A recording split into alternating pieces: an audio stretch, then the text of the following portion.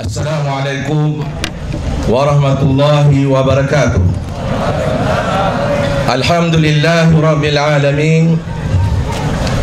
Wassalatu wassalamu ala ashrafil anbiya wal mursalin wa ala alihi wa sahbihi ajma'in. Yang saya kasihi saudara pengacara majlis, yang berbahagia Ustaz Awang Liman, Setiausaha Badan Perhubungan PAS Negeri Sabah. Yang saya kasihi lagi dihormati, yang berhormat Tuan Guru Presiden Parti Islam se-Malaysia PAS, Tuan Guru Haji Abdul Hadi Awang. Yang saya kasihi, yang berhormat Datuk Seri Panglima Lajim Haji Okin, yang merupakan pimpinan yang membawa obor di Sabah insya-Allah, yang juga merupakan tuan rumah pada malam ini, kerana membenarkan perkarangan rumah beliau untuk sama-sama kita mengadakan himpunan hijau ke Putrajaya. Kami PAS mengucapkan ribuan terima kasih dan tahniah di atas keberanian Datuk Seri Panglima Lajim Haji Okin untuk bersama dengan kita untuk meneruskan perubahan yang ingin kita lakukan di Semenanjung dan Sabah Sarawak bagi pilihan umum yang ke-13. Yang saya kasihi,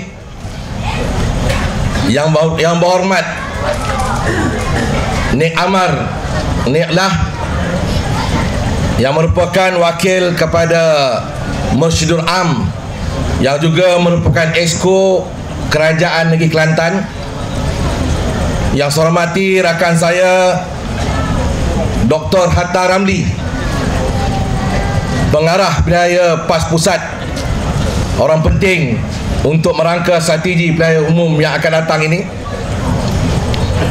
Yang berhormat Khalid Samad, rakan saya daripada Selangor, yang merupakan ahli jawatankuasa kerja PAS Pusat, Ketua Dewan Pemuda PAS Pusat,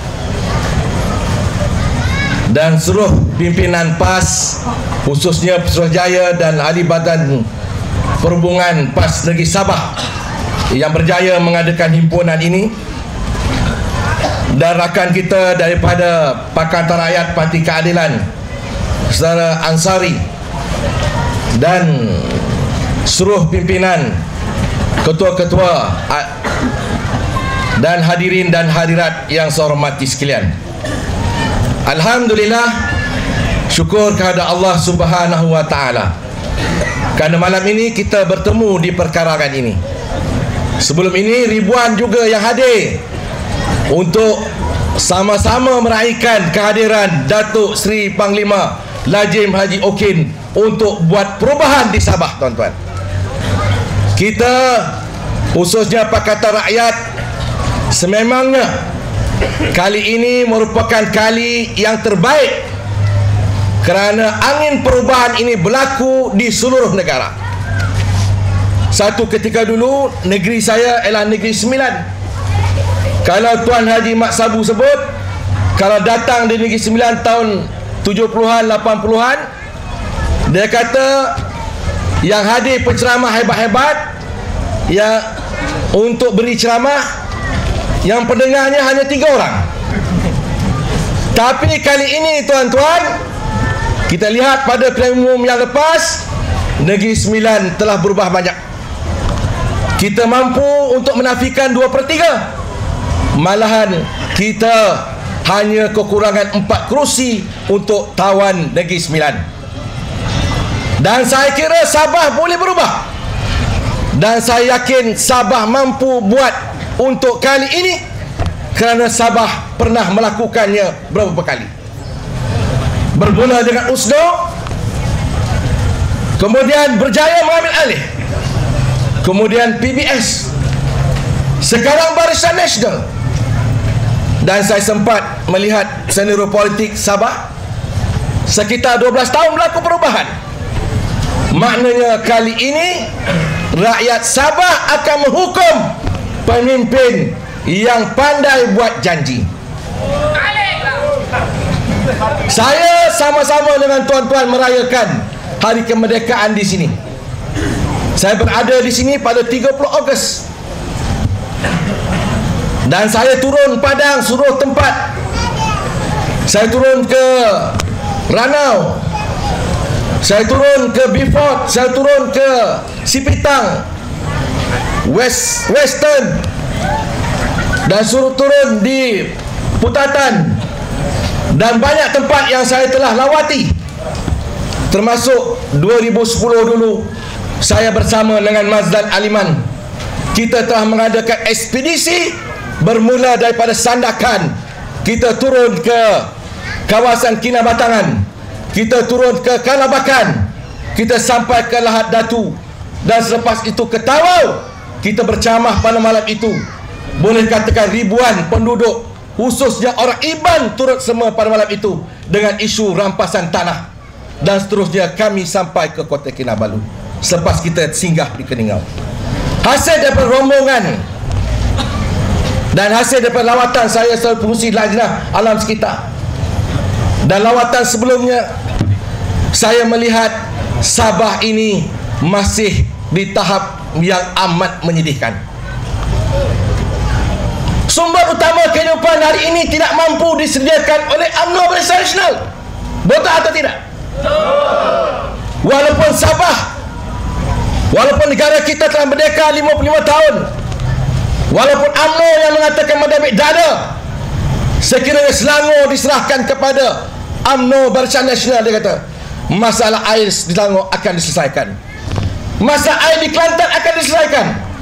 Tetapi hakikatnya tuan-tuan, kita melihat di Selangor tidak berlaku masalah air, yang berlaku sabotaj. Tetapi di sini amat malang. Semalam saya bersama dengan ahli jawatankuasa perhubungan yang merupakan bekas pengarah perpaduan. Dia sebut dengan saya, dulu dia antara perancang yang merupakan pengarah dakwah negeri Sabah. Bila saya turun ke sana semalam, saya melihat betapa peritnya rakyat di situ. Bila saya bercakap soal air, mereka mengatakan bahawa di Western sendiri seminggu ada air, 3 minggu tak ada air. Ini apa maknanya tuan-tuan? Inikah kemajuan yang disebut oleh Barisan Nasional? Sedangkan air merupakan sumber kehidupan dan hak asasi manusia. Bagaimana UMNO Barisan Nasional nak bawa negara kita, negara maju 2020, sedangkan masalah air mereka sendiri tak mampu atasi di Sabah. Dan baru-baru ini di Pahang, di Pekan sendiri, di tempat Perdana Menteri menghadapi masalah air, hampir seminggu dilaporkan kepada saya. Dan beberapa tempat di Jerantut.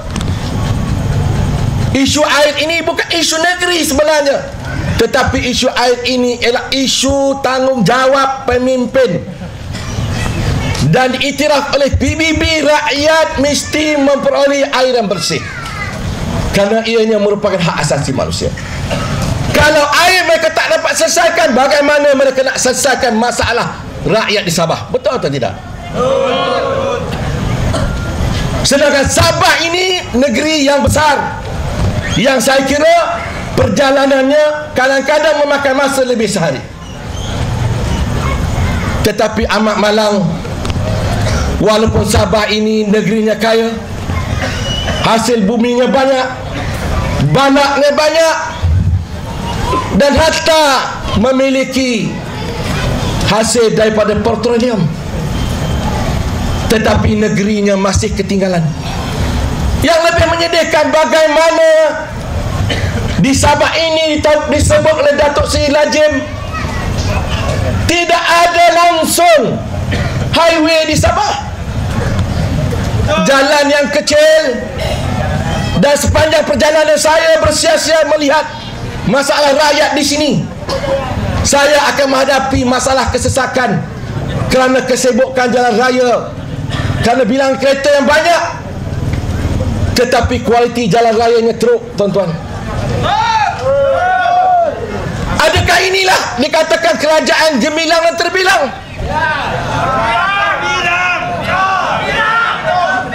Ini kerajaan tembelang, tuan-tuan. Sebab itu hari ini tembelang mereka kita telah pecahkan, dan mereka tidak boleh lagi berselindung, dan mereka cuba mewawarkan kepada rakyat hari ini. Rakyat mesti berterima kasih kepada Barisan Nasional, dia, kerana negara kita ini aman, negara kita ini selamat, dia, negara kita ini makmur. Tetapi hakikatnya, benarkah negara kita ini makmur? Siapa yang makmur? Mereka di kalangan kroni-kroni yang kaya raya. Betul atau tidak? Inilah yang berlaku hari ini. Hasil balak dipunggah, hutan-hutan dipunggah, dan saya berkeyakinan seandainya kita dipilih kali ini, dan saya yakin rakyat Sabah akan buat pilihan kepada kita kali ini, karena saya sebut tadi beberapa tahun, sekitar 12 tahun, 13 tahun mereka akan buat perubahan. Kerana isu air di Sabah, saya kira kita mampu untuk apa, tuan-tuan? Untuk atasi. Mereka boleh berbelanja berbilion-bilion untuk projek-projek yang pembazir, tetapi untuk air mereka tidak boleh berbelanja.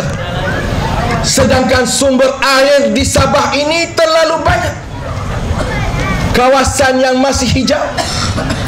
Yang lebih sedih saya, tuan-tuan, tadi saya ditemui ramah oleh wartawan utusan online, dan maklumat yang saya dapat, di Sabah ini sekitar 40 ke 45% saja rakyat Sabah mendapat bekalan air. Malahan 40 ke 45% yang dapat air tidak mendapat air yang bersih. Airnya berkarat. Rumah sahabat saya di Putatan, Ustaz Muhammad, airnya berkarat. Dan hari ini rakyat terpaksa berbelanja untuk mendapatkan air yang bersih dengan menggunakan filter. Sebab itu hari ini saya melihat bahawa UMNO Barisan Nasional bukan saja zalim, tetapi mereka tamak dan rakus, tuan-tuan. Dan malahan hari ini mereka sanggup membawa syarikat-syarikat besar, membawa projek-projek mega, yang mana projek-projek yang berisiko tinggi, seperti isu yang berlaku di Pahang, iaitu Linas, tuan-tuan. Tuan-tuan ada dengar Linas? Bagaimana syarikat daripada Australia, yang mana mereka melabur di sini, mereka bawa hasil bumi Australia yang dipanggil nadir bumi ataupun RS. Nadir bumi ini ialah dipanggil apa, tuan? Iaitu tanah jarang.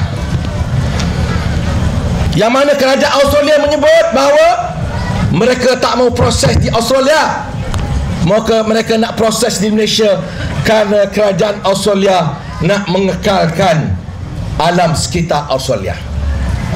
Sedangkan kita tahu negara Australia besar. Dia merupakan benua, bukan negara biasa, benua, tuan-tuan. Lain-lain benua apa? Benua Afrika, benua Asia. Dia merupakan satu benua kecil yang memiliki apa, tuan-tuan? Memiliki tanah yang luas, padang pasir yang luas yang tak ada penduduk. Tetapi mereka sanggup membawa bahan ini daripada Australia ke Malaysia dengan pengangkutan lebih kurang 4,000 km, tuan-tuan, jaraknya. Daripada Fremantle, Australia, bawa ke Kuantan 4,000 km. Saya kira kosnya sudah tentu tinggi. Kalau betul selamat, lebih baik mereka proses di negeri mereka. Betul atau tidak? Tetapi bagaimana perjanjian antara kerajaan Malaysia dengan kerajaan Australia? sehingga kan kita melihat bagaimana perjanjian yang tidak seimbang yang merugikan negara.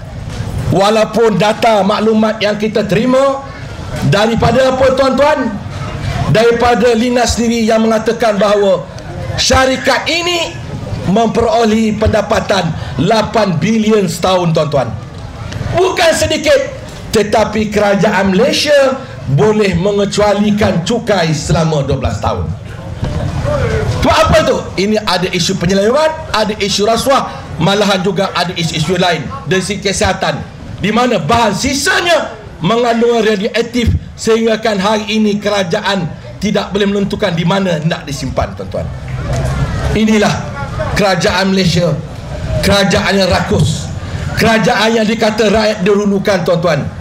Tetapi tuan-tuan, hakikatnya janji mereka tak tepati. Janji ditepati ini ialah janji apa tuan-tuan? Janji untuk menjaga kroni-kroni mereka. Betul atau tidak? Sudah sampai masanya hari ini rakyat Sabah mesti bangkit.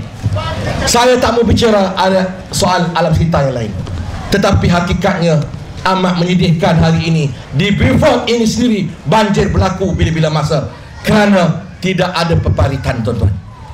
Tidak ada peparitan yang baik, termasuk juga di kawasan Western dan semua kawasan.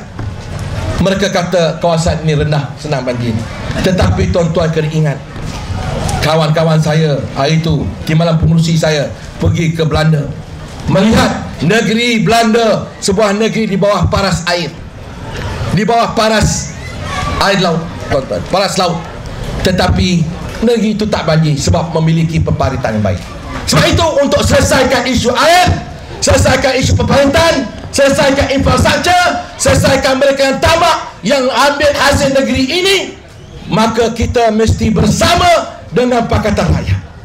Bagi saya tuan-tuan, mereka kata mereka tak kenal malaikat, itu mereka yang jahil, kerana salah satu rukun iman kita percaya kepada malaikat. Betul atau tidak?